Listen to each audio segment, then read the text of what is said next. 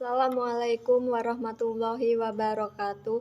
Perkenalkan, nama saya Risna Minarsi. Saya membuat channel ini untuk memenuhi tugas dari dosen Bapak Alif Kamaron, MPD. Saya mahasiswa dari Sekolah Tinggi Ilmu Tarbiyah Mambaul Hikam. Saya di sini ingin menjelaskan tentang ilmu pendidikan Islam yang berjudul tentang lembaga pendidikan Islam.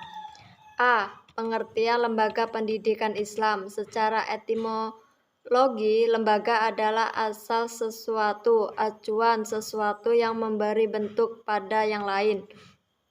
Badan atau organisasi yang bertujuan mengadakan suatu penelitian, keilmuan, atau melakukan suatu usaha.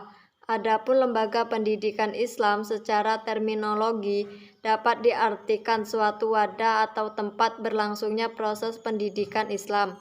Ada dua unsur yang kontradiktif dalam pengertian lembaga. Yang pertama, pengertian fisik material kontrak, dan yang kedua pengertian secara non-fisik, non-material, dan abstrak.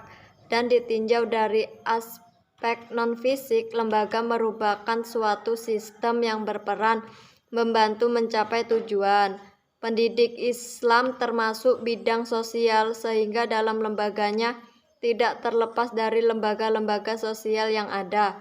Lembaga sosial adalah himpunan norma-norma tentang keperluan pokok di dalamnya kehidupan masyarakat untuk mencapai tujuan tertentu. Lembaga pendidikan secara umum dapat diartikan sebagai badan usaha yang bergerak dan bertanggung jawab atas terselenggaranya pendidikan terhadap anak didik. B.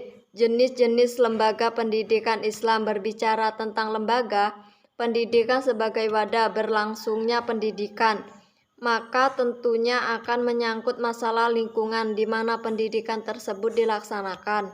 1. Lembaga pendidikan Islam dilihat dari ajaran Islam sebagai asasnya. Dalam ajaran Islam, perbuatan manusia disebut dengan amal yang telah melembaga dalam jiwa seorang muslim, baik amal yang berhubungan dengan Allah maupun amal yang berhubungan dengan manusia dan alam semesta. Jenis lembaga pendidikan Islam yang serba tetap dan tidak boleh berubah dan tidak mungkin berubah adalah A. Takwa, B. Rukun iman, C. Ikrar, T. Toharoh, E. Sholat, F. Zakat, G. Puasa, H. Haji, I. Ihsan, J. Ikhlas. Sedangkan lembaga yang dapat berubah adalah A. Ijtihad, B. Fikih, C. Akhlak, D. Pergaulan masyarakat, E. Lembaga ekonomi, F. Lembaga politik. 2. Lembaga pendidikan Islam ditinjau dari aspek penanggung jawab. Tanggung jawab kependidikan merupakan suatu tugas wajib yang harus dilaksanakan secara individu dan kolektif.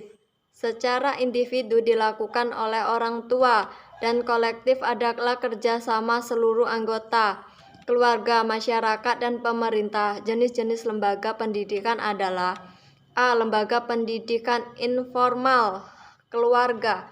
B. Lembaga pendidikan formal, sekolah atau madrasah. C. Lembaga pendidikan non-formal, masyarakat. Berbijak pada tanggung jawab masyarakat, lembaga pendidikan Islam yang dikelompokkan menjadi beberapa jenis, yaitu 1. Masjid, musola, langgar, surau, dan rangkang. 2. Madrasah diniyah yang tidak mengikuti ketetapan resmi. 3. Majelis taklim, taman pendidikan Al-Quran, taman pendidikan seni Al-Quran, wirid remaja atau dewasa. 4. Kursus-kursus keislaman. 5. Badan pembinaan rohani. 6. Badan-badan konsultasi keagamaan. 7. Musabaqah tilawah Al-Quran. Kesimpulan yang dapat diambil dari pemaparan di atas adalah sebagai berikut. 1. Lembaga pendidikan merupakan salah satu sistem yang memungkinkan berlangsungnya pendidikan secara berkesinambungan dalam rangka mencapai tujuan pendidikan. 2. Jenis-jenis lembaga pendidikan Islam dapat dilihat dari ajaran Islam sebagai asasnya. ditinjau dari aspek penanggung jawab dan dilihat dari aspek tempat dan waktu. Sekian dari saya. Apabila ada kurang lebihnya atau ada kesalahan kata dalam mengucapkan, saya mohon maaf yang sebesar-besarnya. Akhirul kalam, wassalamualaikum warahmatullahi wabarakatuh.